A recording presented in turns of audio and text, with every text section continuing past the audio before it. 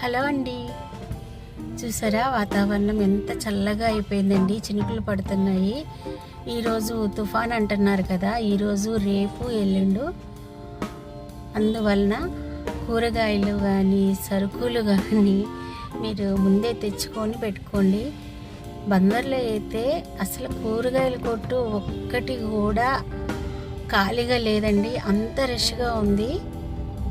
మేము కూడా కూరగాయలు కొన్ని తీసుకుందామని వచ్చాము. అసలు ఎక్కడ చూసినా ఖాళీ లేదు.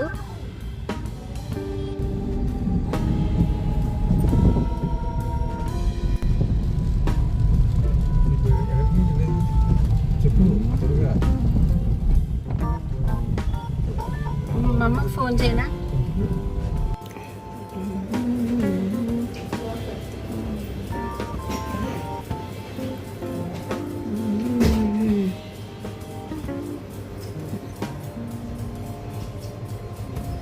సమోసా వేసుకోలేదే?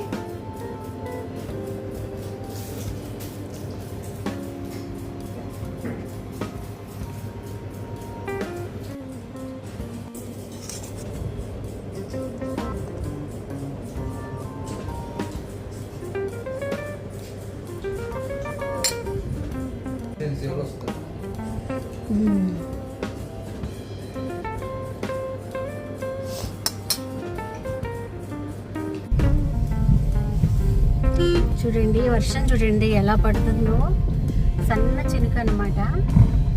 ప్రస్తుతానికి అయితే గాలి ఏమి లేదండి, పెద్ద పెద్ద గాలులు వస్తాయి అని అంటున్నారు. కానీ 4 అయింది సాయంత్రం.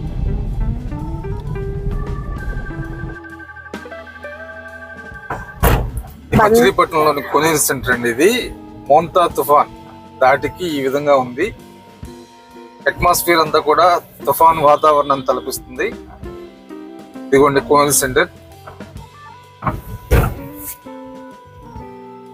ఇంకా స్టార్ట్ కాలేదు తుఫాన్ అంతా కూడా.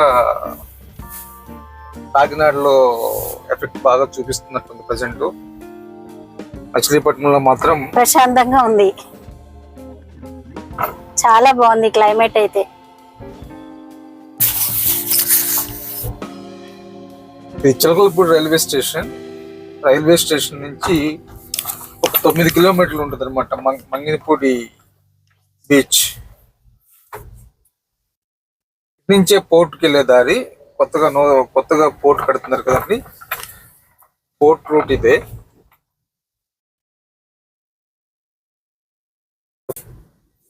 ఇదే మంగినపూడి బీచ్కి వెళ్ళే దారండి. ఇలా కూల్గా ఉందన్నమాట. ఎటువంటి గాలి వాన అయితే ప్రస్తుతానికి అయితే ఏమి లేదండి,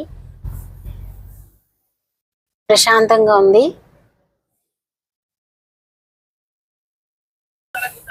ఇదేనా అండి పోర్ట్కి వెళ్ళే దారి? అవును, వెల్కమ్ టు మచిలీపట్నం పోర్ట్. ఇదేనండి.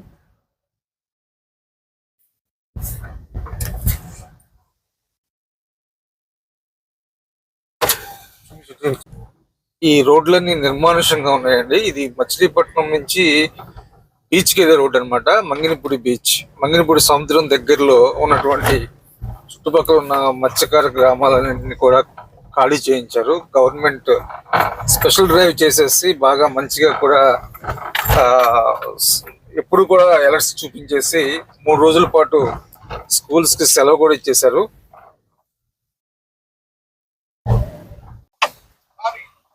బీచ్కి వెళ్ళే దారి క్లోజ్ చేసేసారు. ఇది బీచ్కి వెళ్ళే దారి. ఇది బీచ్ కి వెళ్ళే దారండి, క్లోజ్ చేసేసారనమాట. ఫ్రెండ్స్ ఇది చూడండి ఫ్రెండ్స్, ఇక్కడ సముద్రం కూడా అల్లకల్లోలం ఉంది. ఈ మోంతా తుఫాన్ దాటికి ఈ సముద్రంలో అలలు, ఎదురు గాలులు ఇప్పుడే స్టార్ట్ అయినాయి. ఇక్కడ ఉన్న వాళ్ళందరినీ కూడా సురక్షితమైన ప్రాంతాలకు తరలించారు. పోలీసు వాళ్ళు బీచ్ మొత్తాన్ని కూడా, బీచ్ పరిసర ప్రాంతాలకు ఎవరు రాకుండా కట్టుదిట్టమైన పద్ధతి మధ్య ఉన్నారు. ఇదిగోండి ఇలా ఉంది వాతావరణం ఇక్కడ. ఇదిగోండి అలలు చూడండి ఎంత ఏ విధంగా సముద్రం ముందుకు చుచ్చుకొచ్చింది.